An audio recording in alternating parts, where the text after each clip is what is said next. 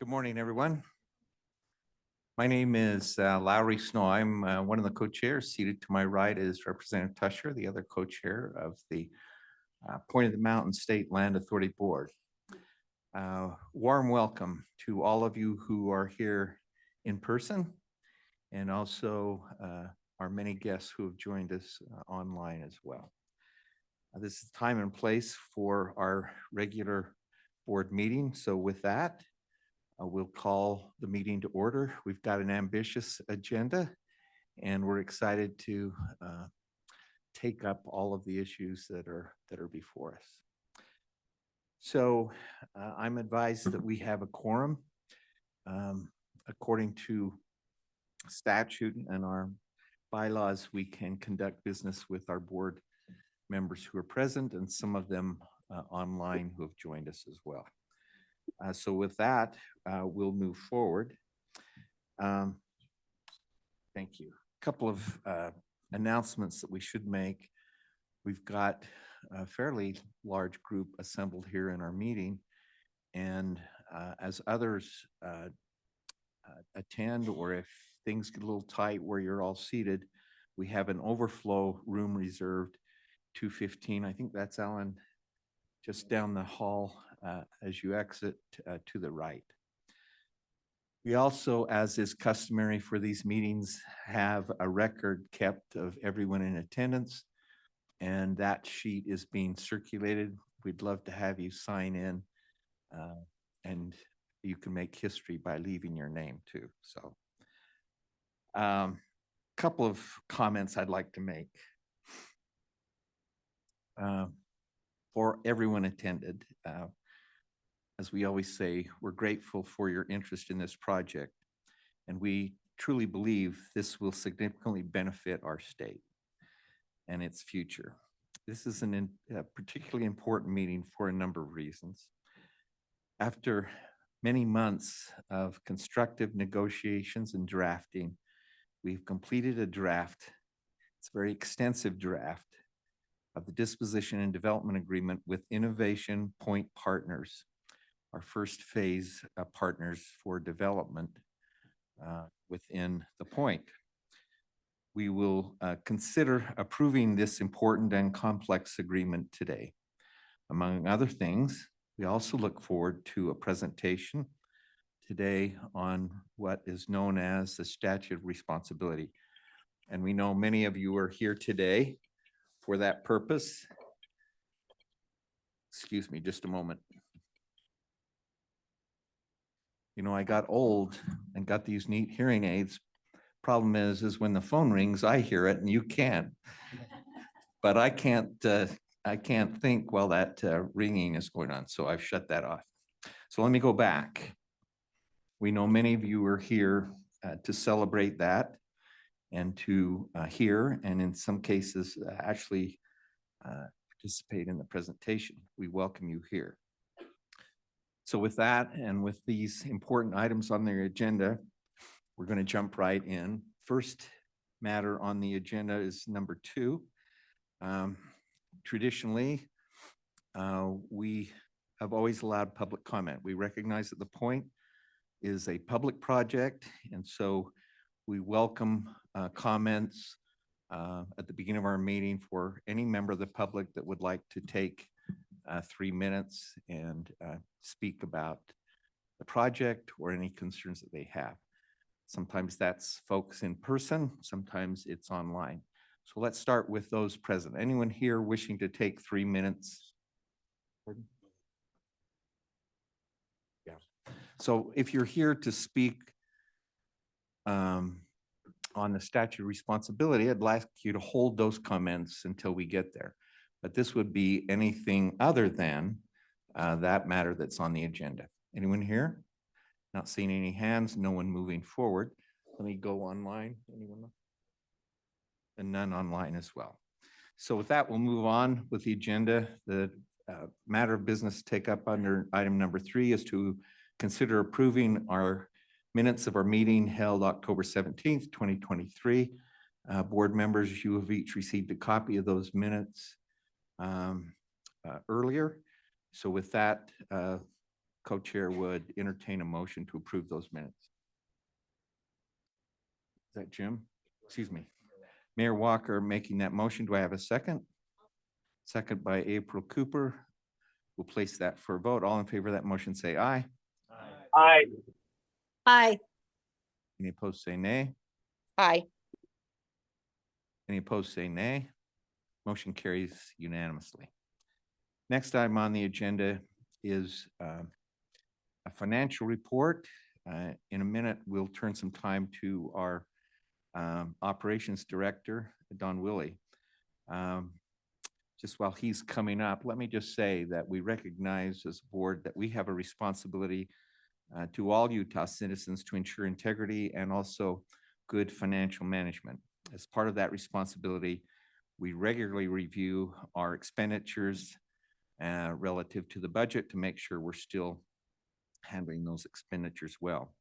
I should note that we have two members of our board, April Cooper and Jim Russell, who meet monthly with staff and provide guidance on our budget and finances, and we appreciate their extra work in those matters. So with that, Don, we'll turn the time to you for your report. Thank you, Mr. Co-Chair.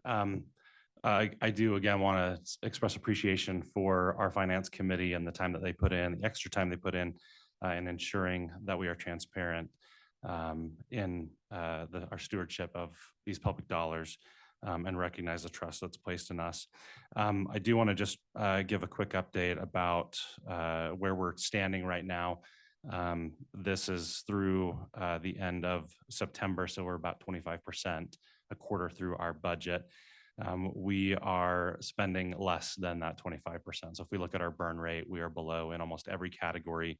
Some of them are one-time fees like our sponsorships, and so we're a little bit higher in that, but by the end of the year, that of course will even out and will likely come in under budget. So essentially in every category, the point of the Mountain State Land Authority is under budget and working diligently to ensure that we're spending these funds appropriately.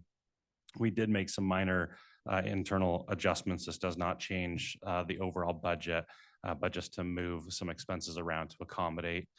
We did shift a little bit with our in-state and out-of-state travel, just pulled 5,000 from out-of-state and put it to in-state to accommodate some expenses that we didn't anticipate with the regular meetings for DA development agreement negotiations. And then just some minor adjustments between our printing expenses and moving that to, again, some unforeseen minor expenses like digital storage that we just didn't have on our budget. So of course we wanted to make sure that we were transparent and moved some small amounts around just to be able to ensure that our budget reflected the expenses that we were incurring. This was sent out with the packet, so I hope you all had a chance to review it. Just wanted to make those quick mentions. Any questions that I can answer pertaining to the budget? Thank you, Don. Any questions from members of the board for Don?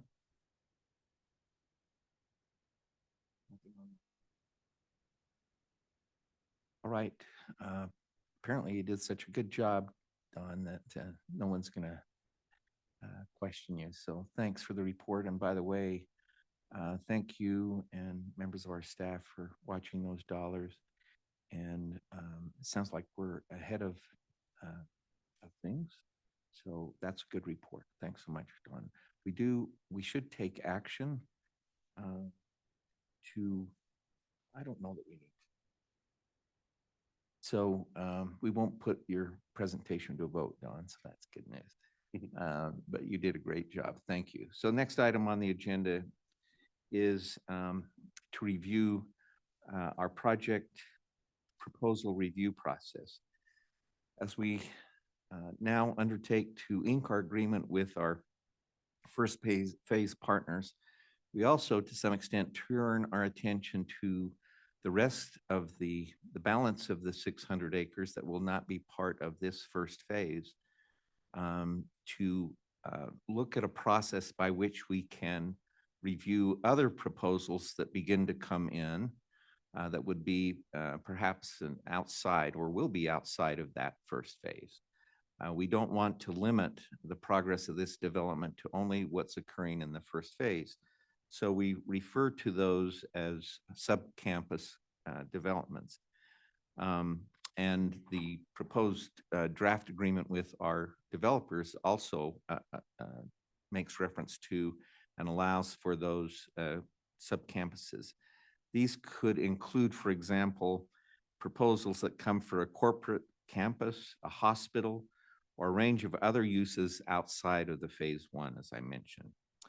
So in order to evaluate those proposals that come in, we need to have a defined process to undertake that review. So a draft process, a refinement of the project proposal evaluation process we adopted summarily 2 years ago was included in your packet. So that, board members, is in front of you. It's a fairly comprehensive process, and this is good timing that we look and consider that, because for the presentation that we'll hear later today, we will utilize that process in evaluating that proposal. So Don, maybe I said too much there, and I apologize if I did, but I will turn the time to you to further outline that if you need to. No, that was perfect. I'll just go through the stages so that we are transparent, of course, in this process. So as you mentioned, of course, the board can receive proposals, and we want to ensure there's a transparent and fair process that the public can see. Our first stage in the process is our project screening. And we've created a proposal information request that's Appendix A as part of this, that anyone with a project concept would need to complete. They would submit that to Land Authority staff for review, and that would be the initial step, just to understand what the goals are, really to be able to reflect if the project meets the legislative guidance that we've received as a Land Authority, and meets the vision elements of the point. Moving on, from the discretion, then we would move them to stage 2, which would be project refinement, and working with that project and the individual submitting, really to better understand, to get into some more granularity, the fit that we would see, reviewing numerous factors in that process. And also understanding the return on investment, recognizing we've developed a formula, the direct benefits, costs and spin-off benefits, but also understanding the cultural benefits that come from certain project proposals, and what that would entail for the state, the benefit to the state. Then moving into stage 3, then it would move into approval from the board.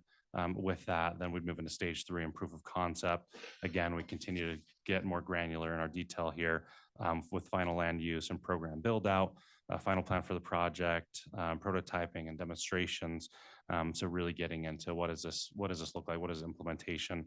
And then the final stage, after a recommendation from the board, would be moving into implementation. So the staff would be very heavily involved along the way, ensuring that we can ensure that these align with the key vision elements for the point.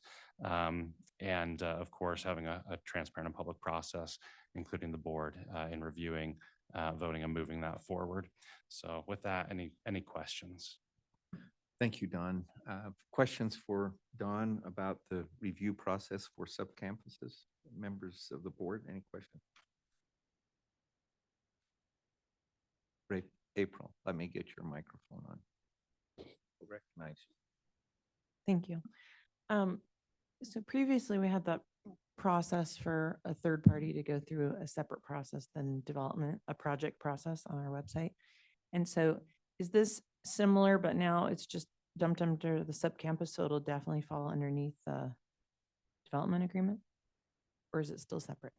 Correct. So with the proposed development agreement that will be discussed, that we had to just make some modifications, and present this as the new process for any of those proposals that would come to the. That will go underneath that as, okay.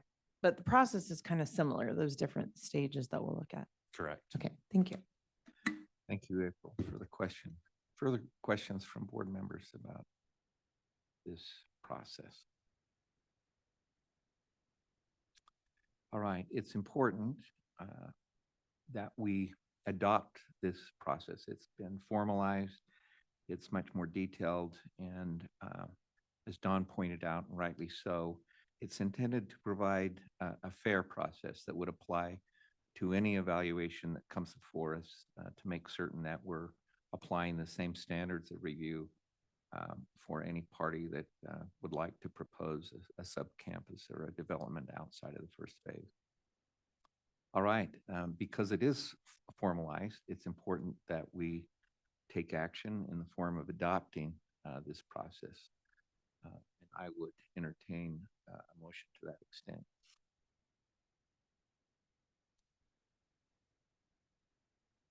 Let's see. Representative Stenquist, let's go to you. I would move that we adopt the proposal process as presented. Thank you. The motion is that we adopt the implementing this particular process for evaluating sub-campuses. Do I have a second to the motion? Second by Ryan. Do either of you want to speak to it? Representative? I do appreciate the work that's gone into it and the documentation that was provided. I think it's a, you know, at least from a high level, it's important to have good processes as we evaluate each of these additional phases and sub-campuses. Thanks, So I Representative. appreciate it. Didn't mean to put you on this spot. That's there. okay. Thank you. Any other members that would like to speak to the motion that's before us? I Not, think everybody here Oh. came. let me get your line. I was just going to say, I think everybody here came to support this motion because they're wearing shirts that says, let's do it. So thank you for your encouragement and let's do it. Let's pass this.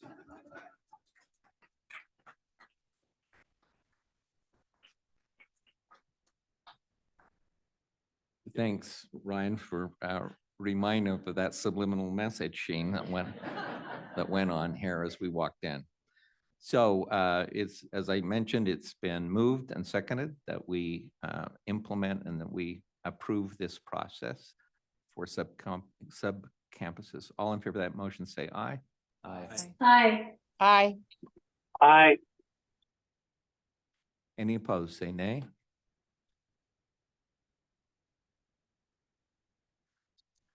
Okay, Mayor Ramsey, I'm sorry, we didn't catch your hand.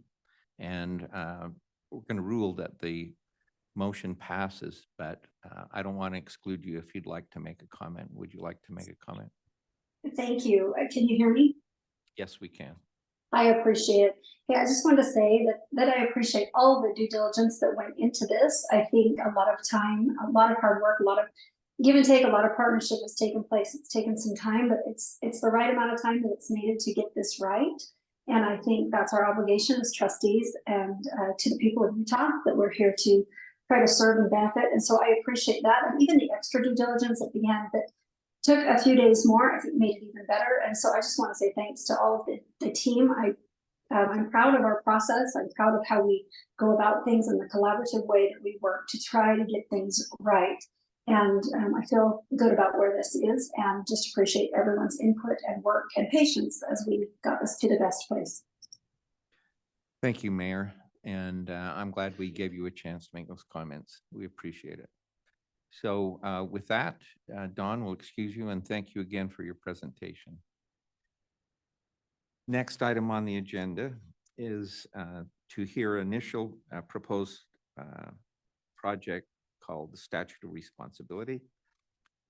We'd like to recognize Dave Clark, former Speaker of the House, my friend, my neighbor from Santa Clara. And I think probably, David, we're the only ones here from Santa Clara, I'll bet. But we welcome you here along with your colleagues, Steve Cohen, Gary Lee Price, Lisa Clark Price. And if I have left anyone out, David, you can introduce them. So with that, and before I do that, just want to say again, we're really pleased to have this group here. And it's really exciting to see the level of interest that's been generated. because I said we do have a number of items on the agenda, there may be some time to hear from the audience. We're going to limit those in because of the time. And I hope that you're understanding. And my understanding is, David, that maybe those folks have been identified, or if not, you will help do that if you don't mind.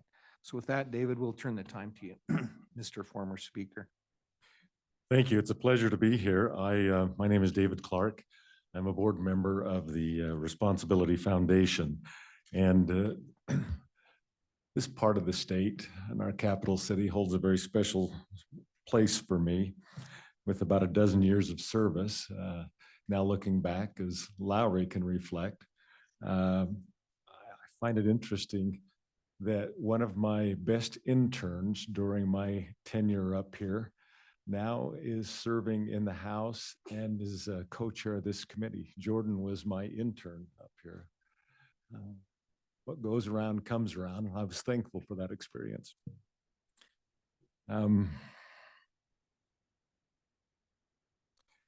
At this time of year, we tend to give a lot of thanks to things.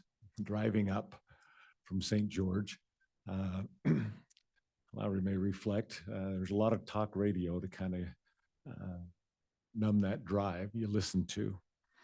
And as I was listening, driving up, listening to the conditions around the world, I was reflective upon one particular story that dealt with a monument in Washington, D.C., one that I had been to, but not probably the first dozen times I was there. It's a kind of an obscure one between the Lincoln Memorial and the Pentagon on a not too heavily traveled street in a park. It's the Iwo Jima Memorial in our nation's capital. And at the base of it are the words of Admiral Chester Nimitz and his timeless tribute to the Marines that served in World War II. And it says, "Uncommon valor was a common virtue." I thought, how appropriate. At this time, you look around the world, I think the world needs America. More than ever right now, there needs to be that shining city on a hill. And I reflect back, excuse me, how blessed we are here in Utah. I think the quality of life in Utah has never been better. Personal and family incomes are way up. Jobs are plentiful. Utah's pumping unprecedented amount of money into public schools. Our air is cleaner. Our water has never been purer. We're investing billions of dollars into future transportation and water infrastructure. Our budget's balanced, and we are the best managed state by every measure in the nation. Yet on top of that, I'm not sure how they measure it, but we're the happiest place in the country. America needs Utah. And with that, why we're here today, we think there's an opportunity to reflect upon the freedoms we have and the liberties that we enjoy. But liberty unchecked can turn into anarchy. And that comes with, liberty comes with responsibility. Our intent here today, and I want to share with you a concurrent resolution that the legislature passed back in February of 2010. It was called the House Concurrent Resolution. And for those of you that don't know what that means, it says House Concurrent shows where it began in the House. Concurrent means it has the House, the Senate, and the governor. And a resolution means it's not statute, but it is the belief and the thought and the presence of the legislative body of the state of Utah. Chief sponsor was Representative Mike Morley. The Senate sponsor was John Valentine. It passed that day in the House, 70 in favor, 0 against, with 5 being absent. In the Senate, it went 27 in favor, 0 against, and 2 being absent. So it went unanimously through the system.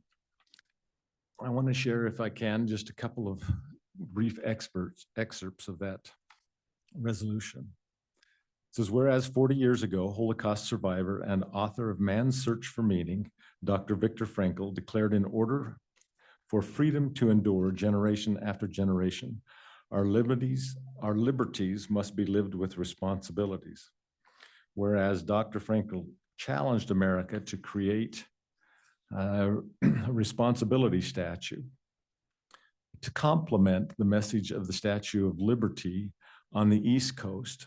And these two monuments would forever send a virtual reminder of the two principles of liberty and responsibility required to keep freedom's flame burning bright. Further states, whereas Utah will forever be able to lay the claim of the moniker, the birthplace of the Statue of Responsibility. Now therefore be resolved that the legislature of the state of Utah and the governor concurring therein express support for the creation of the Statue of the Responsibility. And further be resolved be the birthplace of the Statue of Responsibility. That's why we are here today. We think the time has come for that to take place.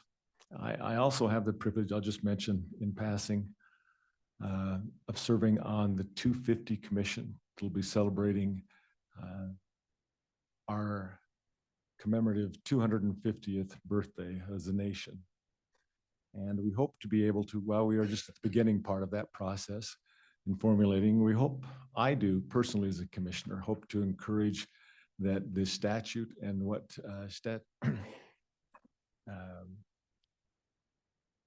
and all that it brings to the point to be part of the celebration that Utah is putting together to commemorate our 250th anniversary as a nation. With that, I'd like to now turn some time over to the others that are with the Statue of Responsibility here. I'll introduce them in the order that I hope that they will appear.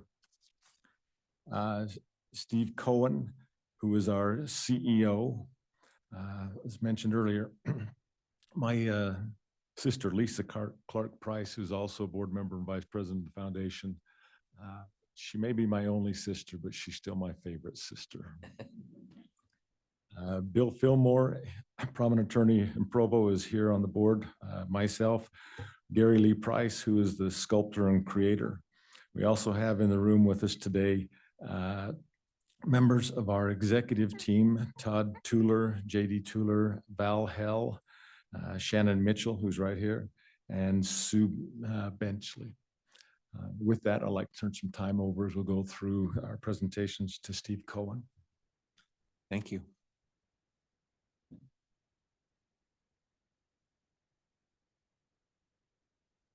Good morning, everyone. Good morning, Mr. Good morning. Cohen. Welcome to our board meeting. Thank you, Mr. Snow. My name is Steve Cohen. I am CEO and chairman of the board of the Responsibility Foundation and have been in those two positions for the last 5 years. I've been involved with the statue for 15 years.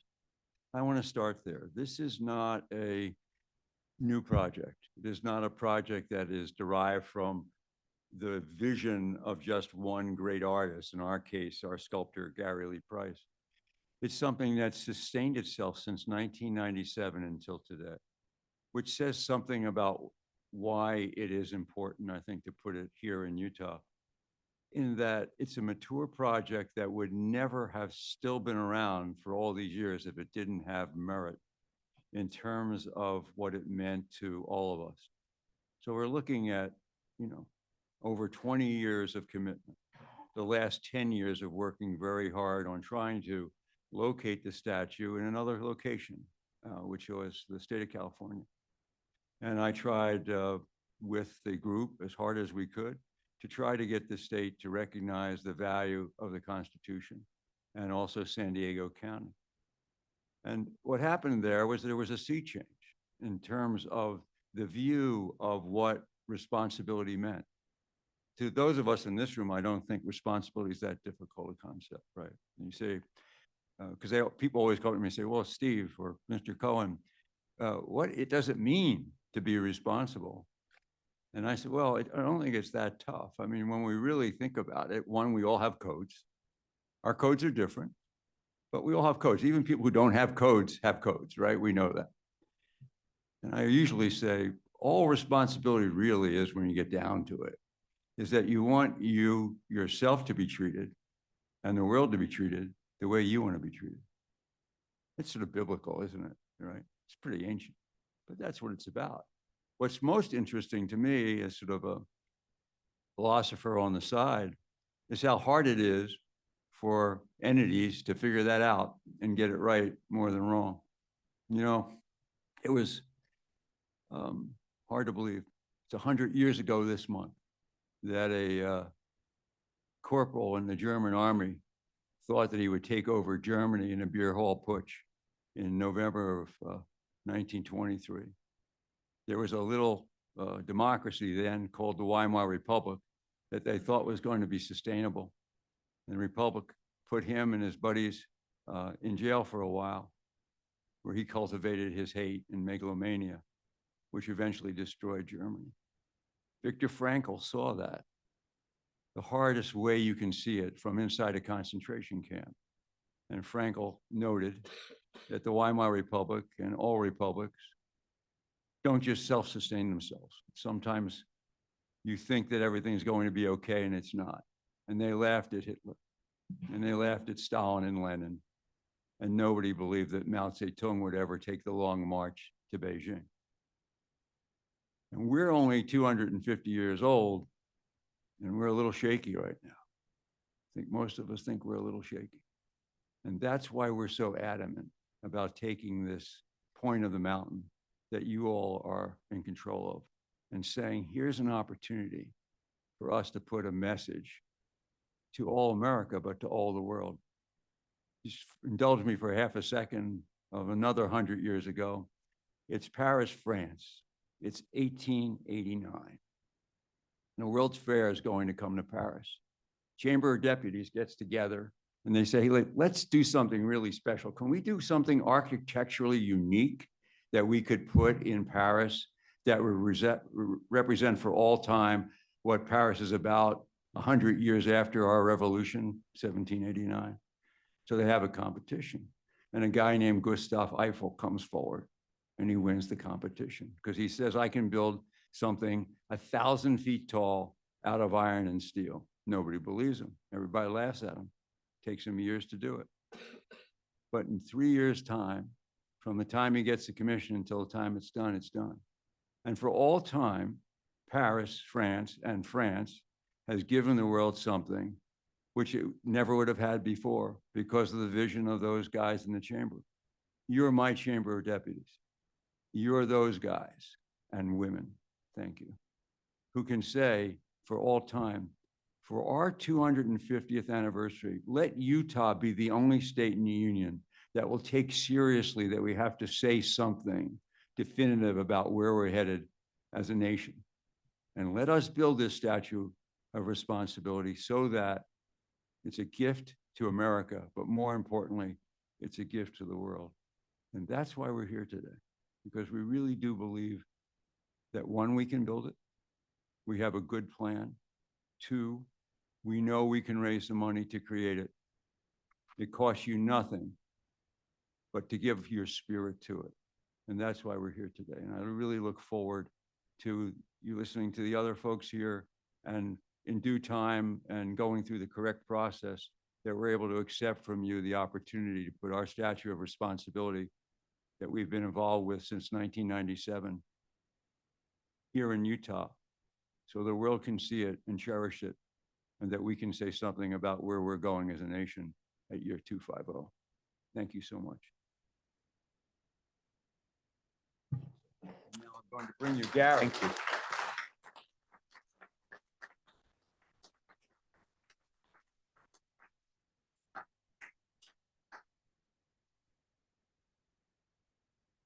We usually ask you to withhold your applause, but I found myself clapping a little bit too, so. But it's important to retain some decorum, and I know you'll all help me with that. So welcome to our board meeting. Would you like to identify yourself, and then you can proceed? Yes, and to follow that, wow. My name is Gary Lee Price. I'm the designer and sculptor of the Statue of Responsibility extremely honored to be here, Point Board. Lots of reflection today. Extremely honored to have so many incredible supporters. Dave, Mr. Cohen, thank you very much. Want to thank my sweetheart Lisa for being such a great leader of this project and where we're at now. It's been a wonderful history, a long history, an up and down history with this statue. Having been reached out by Dr. Covey to design it after his friend and colleague, Dr. Covey, Dr. Frankel, passed away in '97, to be asked to put a design to the brainchild, a statue of responsibility, was an extreme challenge. To be able to go in 2004 to Vienna and meet Mrs. Dr. Ellie Frankel. That was one of the greatest days of this sculptor's life. To meet her, to be able to present the design for this statue, having no idea whether she would say yay or nay. Thank you, friend, for coming to visit me, but no thank you. Instead, being invited into their flat where her and Dr. Frankel lived most of their lives together, and having her absolute approval and stamp of the design of the Statue of Responsibility. There's a beautiful story that goes along with that I've told to many, and we'll share that at another time. But from that time forward, to be able to hopefully put this reminder someday up somewhere that we're all one, we're all united. And sometimes we're the hand reaching up and sometimes we're the hand reaching down. And to be able to be at this point right now is a wonderful, wonderful blessing in my life. I would like to point out one thing. One of the last additions to this design of the statue, you'll see a bunch of colors in a crescent form. That crescent, if you were to extend that on all angles, horizontally, vertically, it creates a giant globe. And that giant globe represents that we're not only responsible for humanity, but for everything on this beautiful blue orb that we inhabit. It represents the flora and fauna, all the plants, all the animals, all the seas, all the skies, everything that is there for our continuance. We're responsible for all of it. And to be able to be at the point where it's a possibility that that reminder can be there for not just Utah, not just the United States, but for the world is a wonderful thing. My sweetheart coined the words, and I love these words. It's not just a monument. It's a movement. And I couldn't agree more with Dave that it is time. It is time that we take responsibility more than ever. Thank you, and look forward to seeing where this goes next. Thank you very much, Mr. Price. I should mention that we have been joined by our governor, Governor Cox. We're honored to have you here. And as I understand it, you would like to take a few minutes. So you're welcome. If that's okay, Lisa, he's asked for some time. Seriously, Lisa. No, you go first. It's okay. We're flexible here. I hope that's okay with you, Lisa. But we're going Thank to you, let Lisa. you pick up after he concludes. It is an honor to have you here, Governor, and whenever you attend a function, it brings with it, I think, an added spirit of importance, and that's how we see your appearance here today. So with that, we'll turn some time to you. Thank you, Mr. Chair. Members of the commission, it's great to be back with you. As some of you know, I got to co-chair this incredible commission with my friend, then Representative Snow, and we worked really hard. We hired Alan Matheson and some really great people to help run this commission. You'll forgive me if I spend a little background on why I'm here, because I feel so strongly about this. Several years ago, as we were looking at this vision, this idea, what could happen at the point, I told the members of the commission in our very first meeting that my biggest fear was that we would dream too small, that we would take this not once in a generation opportunity, but once in the history of our state opportunity, a multi-generational opportunity, and that we would do something nice and not something great.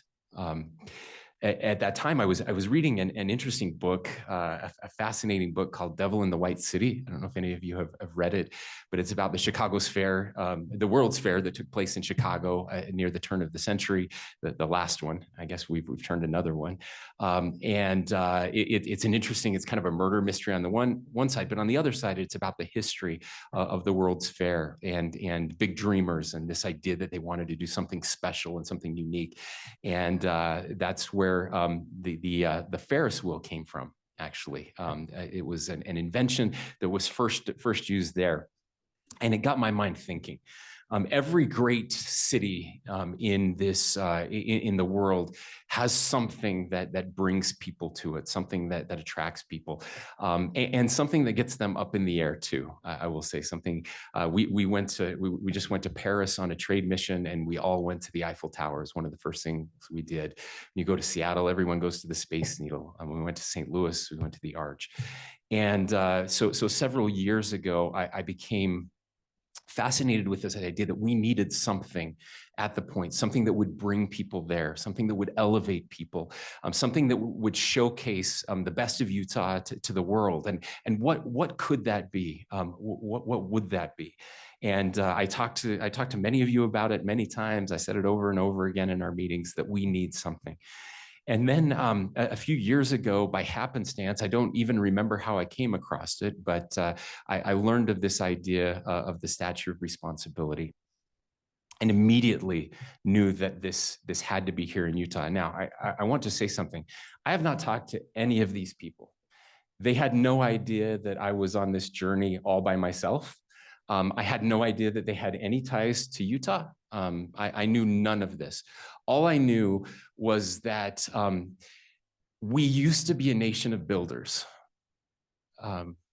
All the great civilizations have been civilizations of builders. And in those civilizations, they built monuments to stand the test of time, monuments that were representative of what they believed and what they wanted to pass on to future generations. We were a nation of architects. In fact, I didn't think of this until just now, and I'm hoping I can find it. I'm a little embarrassed. I should have come more prepared, but this is a quote that actually comes from that book. There was a great architect at the time in Chicago, and I'm sure hoping I have this in my notes somewhere. Let me see. I may not be able to find it, but somebody can help me with the quote. It says, it's about building and building inspiring things. I'm not going to find it. I apologize, but that we need to build big things to inspire mankind. We need that, and we're not doing that anymore. Again, we used to be a nation of builders and architects, and now we're a nation of arsonists.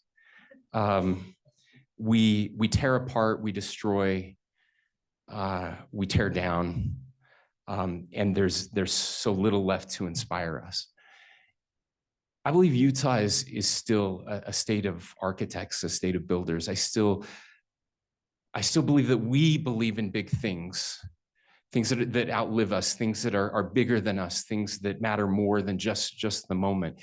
And I wanted something that would represent that. And this is that. We understand liberty. We believe in liberty. The founders of our nation understood they fought against the greatest superpower in the world to bring freedom to our country. We understand that these rights that we have come not from government, but come from on high. That God has given us life, liberty, and the pursuit of happiness, right?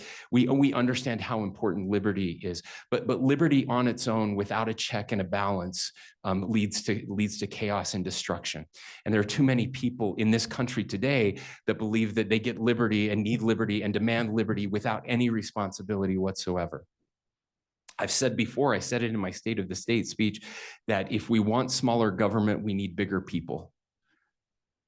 And I believe we still have big people in Utah, but we cannot take that for granted.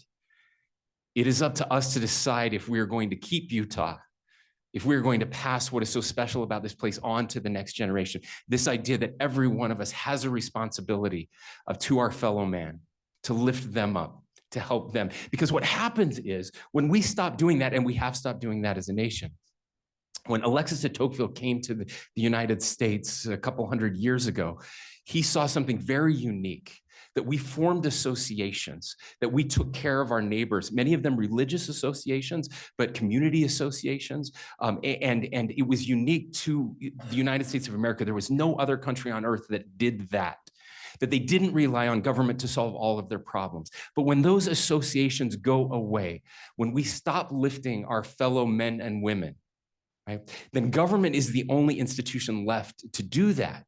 And we keep relying on government to do more and more and more. And government was not designed to do that. It's really bad at it. And it fails us and it fails our people. And so we need reminders, real reminders of our duty to each other.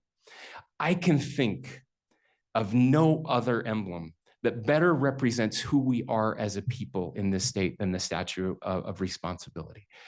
This is our opportunity to leave a legacy, not just to our children and grandchildren, but to the entire nation.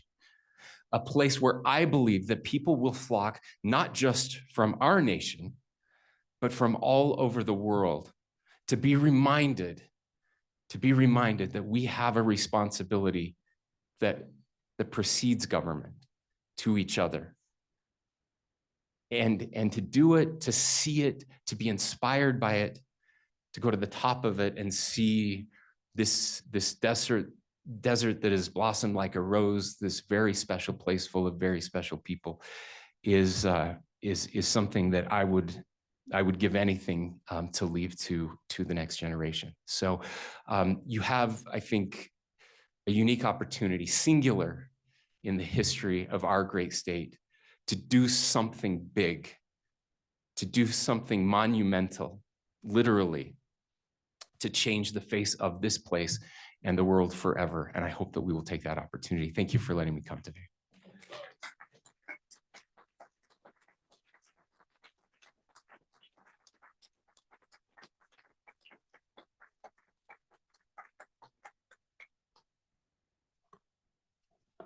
Thank We'll you, let- Governor. Alan, go ahead. That was inspiring. And I don't know if this is the quote you were thinking of, but by Daniel Burnham, who was the architect of it. And I think he said, "Make no small plans. They have no power to stir men's souls." I don't know if that's the one, but Thank you, Alan, and well said. I can tell you this, as a charter members of this board with the governor, and I recognize Val Hill, who is here with us back, was a member of that, and many of you. That was, I think, almost going on 5 years ago, Governor. This idea of something significant and big was his theme from the beginning. This is before he was governor. He was lieutenant governor, sitting as a member of that board. But he inspired us then as a board, and he's inspired us today. So thank you, Governor, for being here and sharing your time and your message. So with that, Lisa, hope you you. don't mind us preempting the program for just a minute for the governor. But I think you'll agree it's probably worth it. So we'll turn the time to you, Lisa. Okay, thank you very much. I'm Lisa Clark Price, and I am with the Statue of Responsibility Foundation. It's a very, very honoring experience to have you here, Governor. And we did not know you were coming, and what a nice surprise. This has been 24 hours of beautiful, wonderful surprises. At our dinner event last night, Congressman Burgess Owens surprised us and came to our dinner and is now a very avid supporter. He said goodbye to us 4 times last night and kept coming back for more. And by the time I got to my car an hour later, he'd already texted and asked when we will be back from Arizona to meet with him next week. So mighty thank you to you. That was very powerful. And I do believe the first time we met you, Alan, you shared that very quote with us, that we are doing big things. And I want to acknowledge our board and my husband, because we do big things. We do hard things and we do big things, and we do them very well. I have great confidence in the people that are behind me and all the supporters, and I want to thank them as well. So with that, I want to begin what I'm going to say with what Gary started with there about my phrase, it's more than a monument, it's a movement. Not only are we offering Utah the opportunity to have a 305-foot monument to bookend the Statue of Liberty, the Statue of Responsibility, we are offering you a movement that we have spent the last 15 years cultivating, nurturing, developing, that will cover the gamut from anywhere from education and partners in place to help assist us with that, to creating a hub for all nonprofits of the world. A place, Governor, when you say you hope people from the world will come, we have a plan for that. And it's beautiful. And it was one of the things that Congressman Owens came back 4 times about. And in a nutshell, part of what that stands for, you will see at the bottom here. Liberty's true name is Liberty Enlightening the World. We are proposing that Responsibility's full name will be Responsibility Empowering the World. I have a dream. It's a big dream. I have a dream that we will live in a world where we no longer have people who go to bed hungry or thirsty, where we no longer have things like child trafficking, where we live in a world where we can be a beacon on how to do that. We want to be a vetting system, the Statue of Responsibility for the nonprofits of the world. We want this movement that will go in place, hopefully about the time we dedicate in 2025, a place where we have a stamp of approval for nonprofits. And we have 2 who are with us here today that will represent water and food. We're not going to have time to hear from them today, but I do want you to know, Governor, that we would love to have a meeting at some point if this is approved by this committee. And, you know, I'm just going to skip my words here, and I'm going to go quickly because I know you guys have a lot to do today. And I'm going to share with you that I believe that the project, the Statue of Responsibility, will meet the criteria that I heard Don Willie speak about earlier. There were 3 things that you were looking for, if I heard that correctly. Number 1, you want to have something join the Point project as an outside project. That would be what we are. Something that will bring, number 1, legislative support.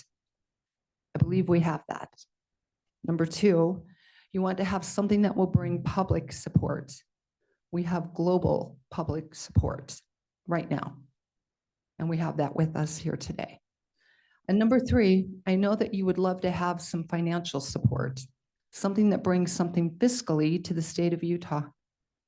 And I know very well that the Statue of Responsibility with its movement will bring an agile opportunity to engage in something interactive. You won't just come to the statue to go up and down and have a view. You will come to have your life changed, to come and have a reason to be inspired to live more responsibility, to live responsibly by being that hand reaching down, and to bring your family and your grandchildren, and for them to bring their families and their grandchildren, to come every time they come to the Statue of Responsibility multiple times a year and have a different experience and a different inspiration, and find something that they can take into their hearts and into their families and into their neighborhoods and into their countries and change the world for better. May we all be a part of something bigger than we are, because we are great alone, but together we are unstoppable. So let's do this. Let's do this. Thank you. Thank you, Lisa. And we have asked two people to take a moment for our team. First, Val Hill, who has agreed to be part of our executive team. And then we'll close it with Bill Fillmore, who is not only our legal counsel, but also serves on our board at the Statue of Responsibility Foundation. And thank you for your time, all of you. Thank you again.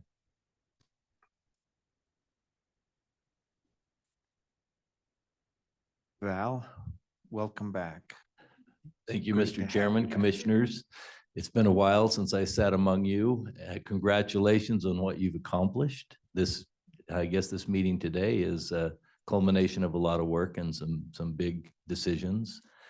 Governor, I'll tell you what, listening to your speech and Mr. Cohen's speech and Lisa's speech, it was worth sitting in rush hour traffic on I-15 from Utah County to hear those. I still have tears in my eyes after hearing that. So there's nothing I can really add to what they say, other than I remember sitting in those first meetings when then Lieutenant Governor Cox was trying to inspire us to a higher vision for this project. And we talked about building some sort of iconic structure that would be a magnet for tourists, something that really set apart not only that part of our valley and our state, but would be something that the world would look at and would become something that Utah would be known for. And I really think this fits the bill. I've known Lisa and Gary for a long time. When I was at UVU, I helped arrange for a place for Gary to sculpt. How tall was that, Gary?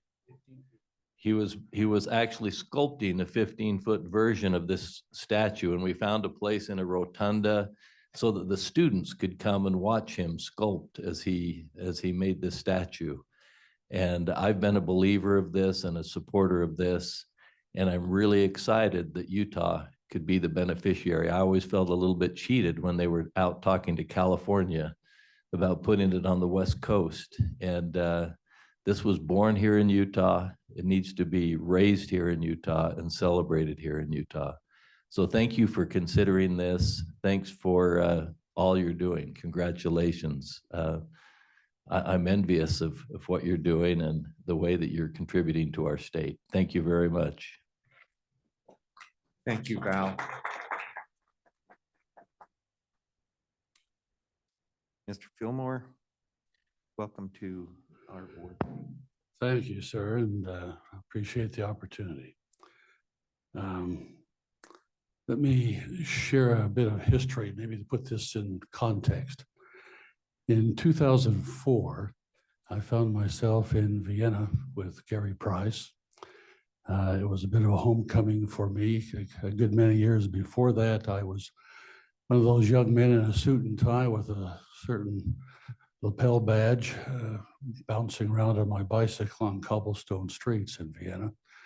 And so I had come back for the purpose of meeting with the Viktor Frankl's family to secure their endorsement of this project. Towards the end of his life, Viktor Frankl found himself on the lecture circuit in America and became fast friends with a man by the name of Stephen Covey, and a renowned professor at BYU. Steve Covey became enchanted with the idea that Viktor Frankl had promoted in one of the later editions of his book, Man's Search for Meaning, that it would be a grand idea if America would build a statue of responsibility in the Western United States as a geographical and philosophical bookend to the Statue of Liberty on the East Coast. His premise was that freedom requires not just liberty, but responsibility for it to be lasting and durable and good. And Professor Covey loved that idea. And unfortunately, as his health waned, I was engaged to serve as legal counsel, but his energy diminished somewhat in his latter years, but not before he had engaged me as legal counsel for the statues project. My thought when I was approached by this was, if we were going to do it, we need to do it right, and we needed to have the endorsement of Viktor Frankl's family. And so with Gary, we took a small entourage to Vienna, had a marvelous time, and I would suggest quite literally a miraculous outcome. It's a great story that Gary has alluded to, and maybe he'll share with you in detail some other time. But we came back with a sense of mission. We came back on fire. Unfortunately, we had some interruptions like a recession, and most recently the pandemic, and in between some difficulties with some management that didn't quite have the same vision. But we now find ourselves in a place where we have the band together, not back together, but a new band, a good band, and all the parts seem to be falling into place. And we feel like everything is there. We've learned a lot over the past 19 years. We feel like we've separated the wheat from the chaff in most regards. And we thought we were ready to go, and our focus had always been on California, on the West Coast. We had thought that one time people were thinking about San Francisco, and we said, well, maybe that's not the most responsible city in the Union. We had people suggesting that, golly, we can get all the money we want in Las Vegas. We said, well, maybe that's not the most responsible place. We even had one of our ex-managers suggest that he could raise all the money we needed in China, and we could do it in Beijing. And so that's certainly a non-starter. So our focus was primarily on San Diego. And one of the reasons for that was because Viktor Frankl had usually concluded his lecture tours in America in San Diego. And we had many conversations with city leaders in San Diego, but it has become apparent over the past several years that perhaps the political environment in California is not conducive to such a monument. And particularly we found rather daunting the prospect of dealing with the California Coastal Commission and all the red tape that would be involved, and concluded that we might not see this monument built for 10 or 20 years, if then at all.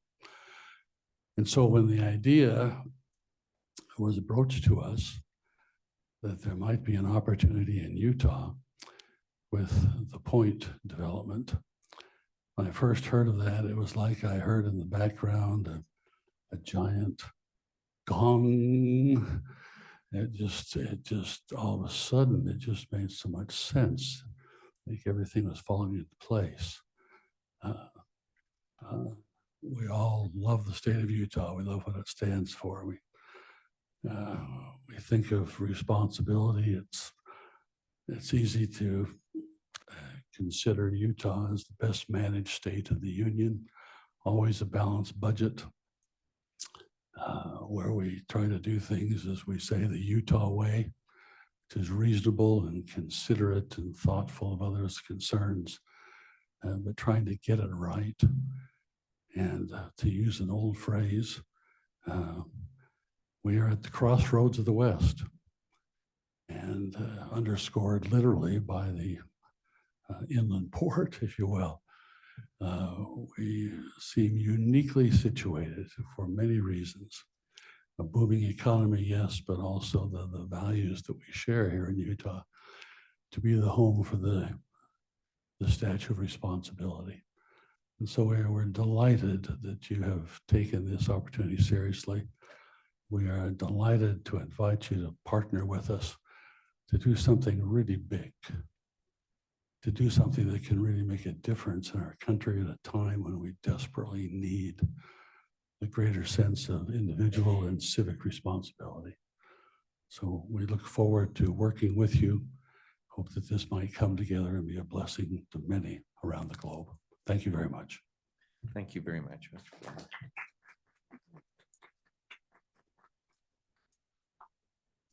I understand, David, Lisa, that concludes your presentation. Thank you very much for that. This is actually on our agenda for possible action. And so in order to move things along a little bit, I'm going to entertain a motion on this item on the agenda, and I'm going to turn time to a co-chair, Representative Tusher, for that motion. Thank you, Mr. Co-Chair. In accordance with our new development proposal review process, I move that we solicit the project proposal concept submission from the Statute of Responsibility Board, and then have our staff move forward with the stage 1 project screening process. Thank you. And I'm looking for a second. Second from Mayor Walker. It's been moved and seconded that we undertake the first phase of this project through our evaluation process. Representative Tusher, would you like to speak to the motion? I would. Thank you. Thank you so much for the presentation today. I really was moved by what I heard and the support that we have here. I've been a fan of this project for a long time and coming into it very excited about the possibility, but was really touched in a way by the words that were said here today. I love everything about the project. I think that this is exactly what we need in our country today. It embodies the history of our state, the culture of our state, and really what has made Utah the great place that it is today. And so I look forward to moving forward in this process to get the details in front of the board and figure out how we can make this a reality. I imagine in my mind's eye taking my kids to this place to help them understand more about the important role that responsibility has in their own life, and helping to instill that within them. And I know that this will be the right thing to do. And so with that, Mr. Chair, I would appreciate support for the motion. I think it is something that's needed in our state. It's needed in our country and needed across the entire world. Thank you. Thank you, Representative. Other board members that would like to speak to the motion? Anyone? Let me get your mic on. Ryan, is that on? Thank you, Mr. Chair. I just want to share a quote that I came across that says, "We shape our buildings, thereafter they shape us." And as we think about the growth that Utah is experiencing right now, the fastest growing fastest growing state in the country, we have so many unique opportunities for people to come to Utah. You think about the Olympics that we're going to get. You think about the baseball team that we're going to get. We recently hosted the NBA All-Star Game. We have collegiate sports performing at the highest conferences. We have PGA golf tournaments. We have a brand new international airport. We have a thriving tech sector in aerospace and life sciences. This is the place. And so to be able to be that beacon to the world, I think is so unique. And to have this perfect clean slate to build some type of monument like this, it just doesn't happen. Other states from around the country would love to be in our position, to have a point of the mountain development. Then at the heart of that development, to have this statue, I think is just such a wonderful blessing. And so very excited about this and really appreciate everybody being here for your encouragement and for your kind words. Thank you. Thank you, Ryan. Other members of the board like to make any statement? April? Thank you. I just wanted to go back to our summer of 2018, 5 years ago, and definitely remember the governor, Val, Mayor Walker, Jim, Senator Snow. We were definitely sitting there in the first couple months of this whole project talking about, we need to have something that draws people. We need to have something that people want to come down to this acreage and come take their pictures and come look. And so I feel like definitely through the power of, we've been looking and you guys have been looking, that it's nice that we've finally found each other. So I'm in support. So I got my button gear and let's do this.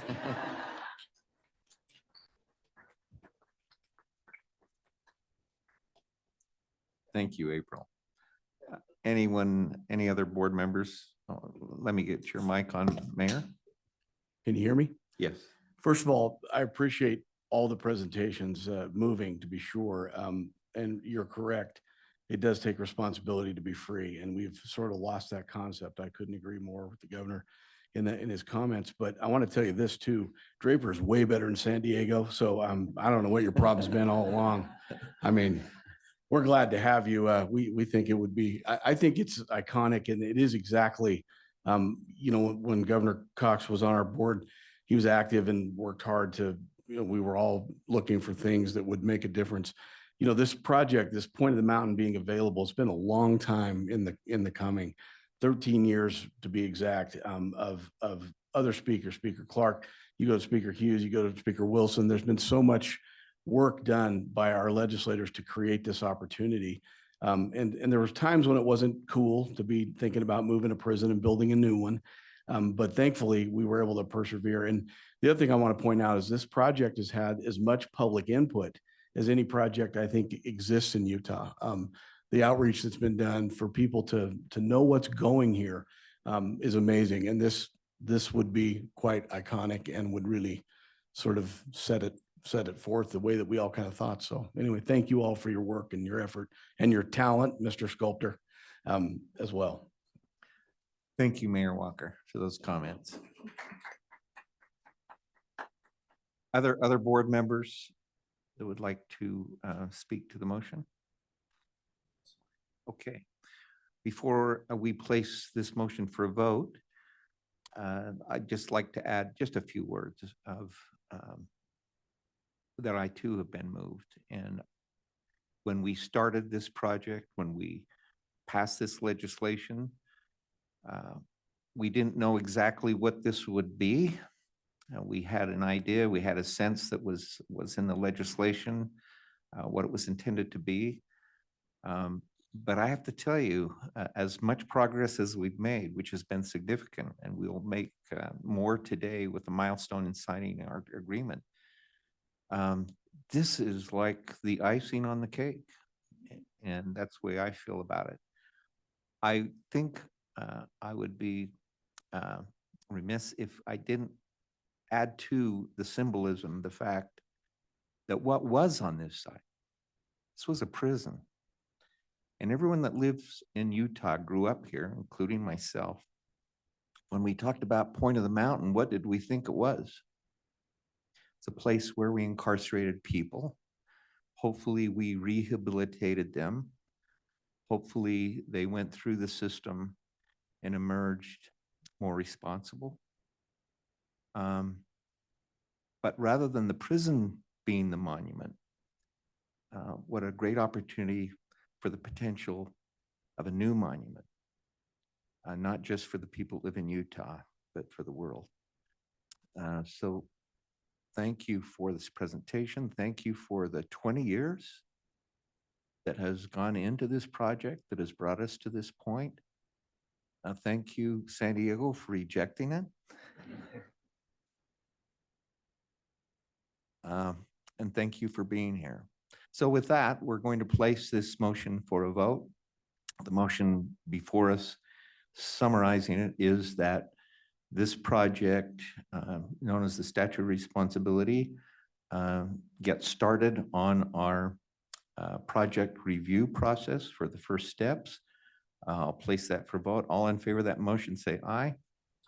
Aye. Aye. Any opposed, say nay. I'm happy to report the motion carries unanimously. Thank you again for being here.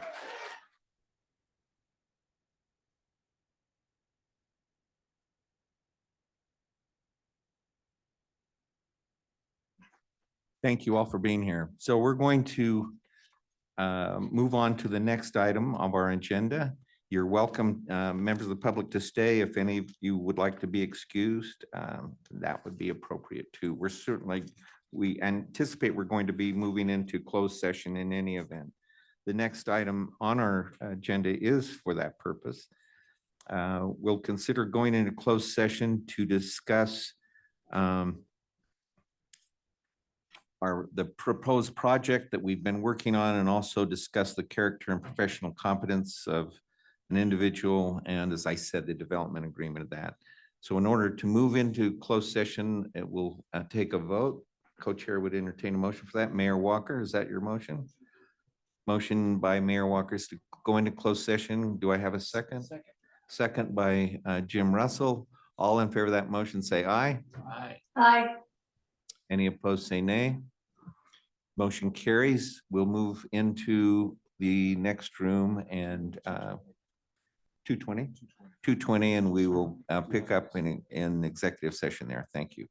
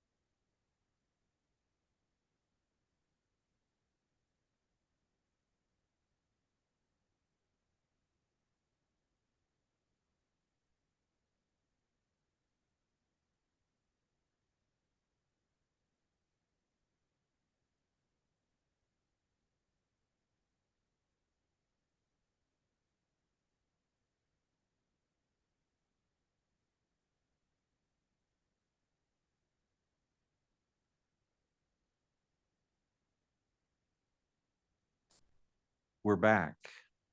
And Alan, hopefully we've retained a quorum. We're back in open session.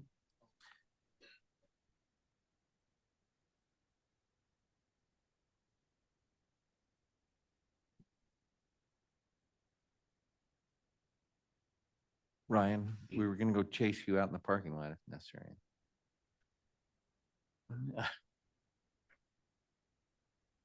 JC, I have to ask you this every time. We took a vote to come, I don't have to take a vote here again, do I? Okay, all right. I won't ask you that. I've got it down now, so. All right. We've concluded our closed session, and we are back in open session to consider taking action as a result of our discussion in closed session. So what I'd like to do is start with taking up the issue of personnel that was discussed. So we'll take that issue up first, and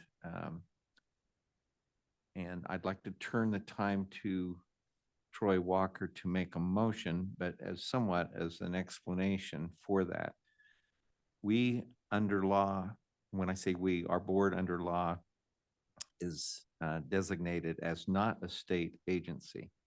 We are considered independent, and as such, the people who work for us or for the board, including our director and our deputy director, are not considered state employees for receiving compensation upgrades or upticks to keep up with inflation, cost of living kind of increases. So we undertook a discussion today of reviewing our director's compensation and had a good discussion. And as a result, we've come to the conclusion that for now, presently, and for the future, we'd like to consider a mechanism for discussing that issue without always having to take it up in executive session. So with that, Mayor, as background, oh, I'm sorry, not Mayor Walker. I apologize. We're going to turn the time to Jim for a motion that addresses that issue. I'm trying to get it on here. Try it now. How about now? That one? Try it How about now? Whoa. Yeah. That works. All right, thank you, Mr. Chairman. So this resolution, we've gotten a lot of feedback. I'm going to turn down your mic a little bit. Why don't you try it now? Okay, can you hear me now? I turned it down too far. Try it now. How about now? Okay. We good? Okay, this resolution is titled Delegating Authority of Board Co-Chairs to Authorize Compensation Adjustments for Point of the Mountain State Land Authority staff. Resolution 2023-02. Whereas Utah Code annotated 11-59-301 provides that the Point of the Mountain Land Authority, the authority, is governed by a board which shall manage and conduct the business and affairs of the authority and shall determine all questions of the authority and policy. Whereas the authority executive director, Alan Matheson, operates and executes the daily business of the authority, and whereas the authority desires to periodically adjust the compensation and benefits of its executive director consistent with cost of living and market changes. Now therefore, the board of the Point of the Mountain State Land Authority, by authority vested in it by the laws of the state of Utah, does hereby resolve the following. The authority board delegates authority to co-chairs of the board, V. Lowry Snow and Jordan Tesher, to approve adjustments to compensation and benefits of the executive director, Alan Matheson, consistent with cost of living and market changes. Your motion is that we adopt that resolution. Is that your motion? Yes, Mr. Chair, I move that we adopt resolution 2023-02. Thank you, Jim. Do I have a second? Second. Second by Mayor Walker. All in favor of adopting that resolution as read by Jim, please say aye. Aye. Aye. Any opposed, say nay. Motion carries. Resolution is adopted. Thank you, Jim. All right, for the next matter, we are taking up,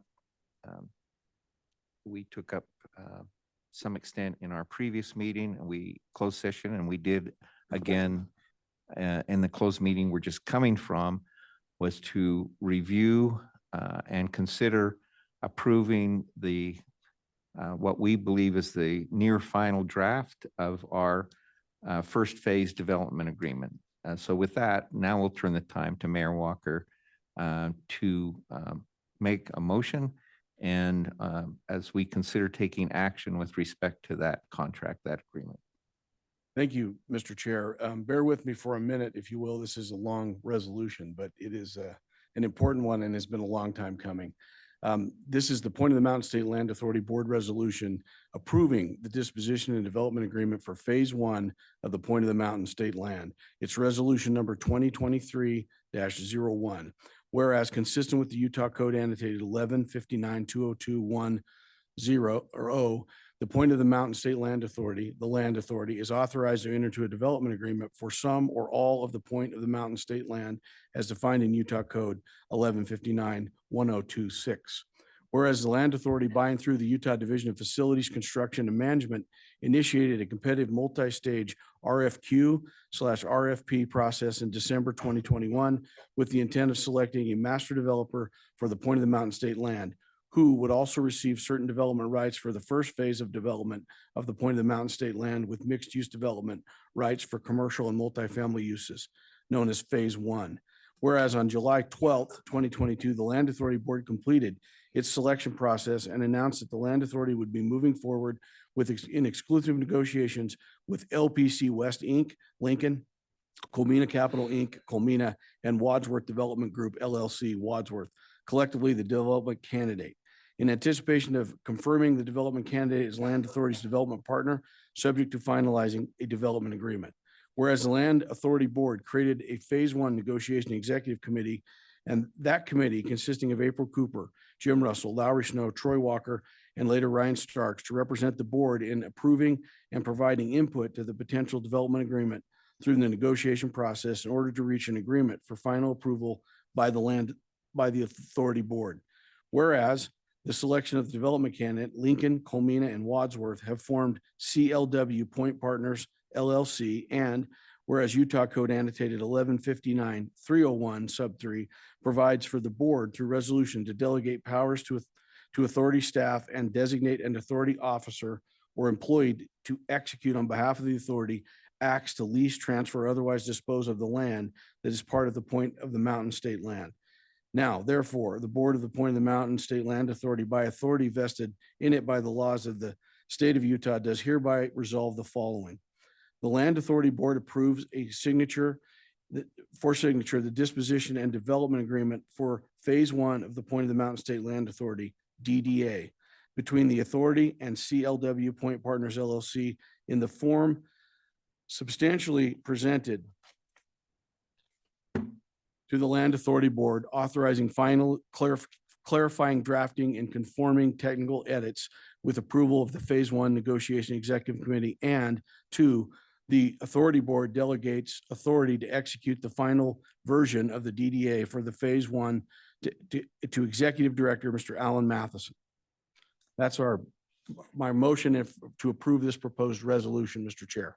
Thank you. Motion before us is to adopt the resolution that's been read, resolution 2023-01. Do I have a second to that motion? Thank you, Representative, for the second. I'm going to go back to the maker of the motion, Mayor Walker, and allow you to speak to the motion. Thank you, Mr. Chair. It's been a long time coming, as I've said before. I mean, I think when I go back to thinking about wanting to move the prison, it's been well over 13 years ago. And so many people have been involved in making it happen over the process of time, including governors, speakers, legislators, Senate presidents, and mayors. and city council members, to my right, or my left, Mr. Stenquist. We've been involved in it and wanting to see it for a long time. We've involved ourselves in a great public outreach process to get input from the public that took a couple of years and had thousands and thousands and thousands of people comment on what they thought should go there. We voted and came to a conclusion that the most dense, most unique, most intense use was what everyone thought should go there. And that's what we've planned and what we're moving forward with. It's unique and monumental in the sense that for the state to have a parcel of property like that sitting for nearly 100 years, almost in a land bank, but no one ever thought of it that way, I'm sure, when they were building prisons.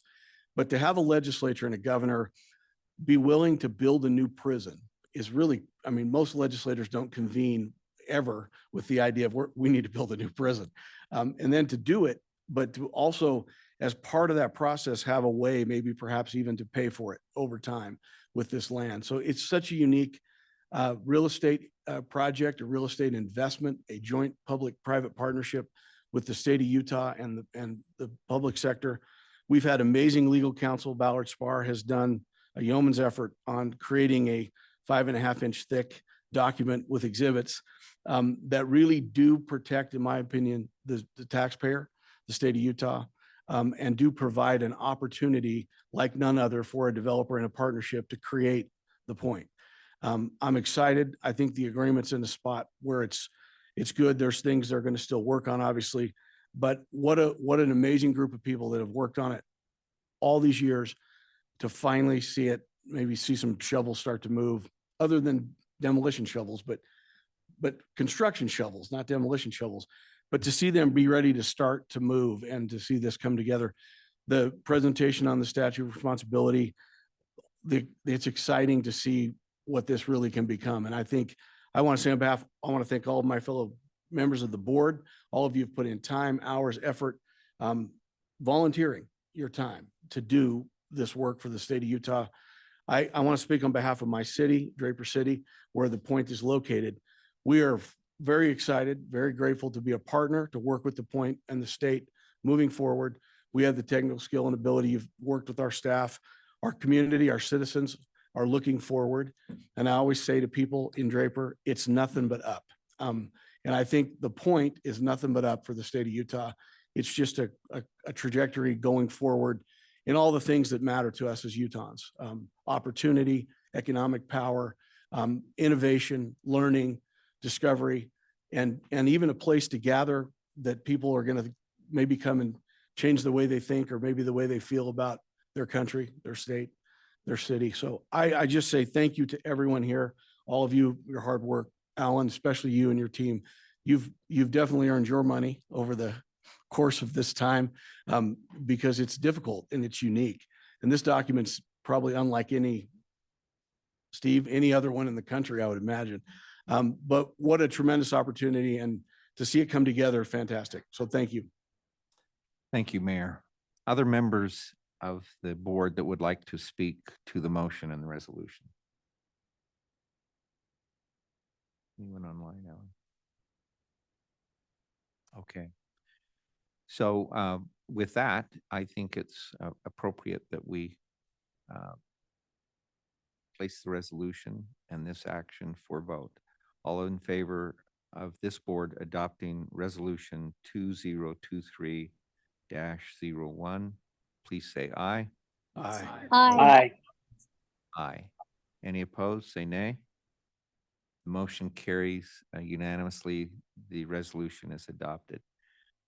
Thank you. Before we take the final motion, I'd just like to add my voice of thanks. This is the week to be grateful or feel grateful and to be thankful. I'm thankful to be a part of this. I'm grateful for the support of this board supporting the state of Utah and the citizens. I'm grateful for the staff who have moved this very lengthy and difficult and challenging negotiation process forward. Grateful for our legal team, JC and Steve, for spending countless hours. I think unless you've been a transactional lawyer and dealt with complex issues, you can't begin to appreciate how much effort, mental effort, time drafting, time negotiating that's gone into this. It's significant.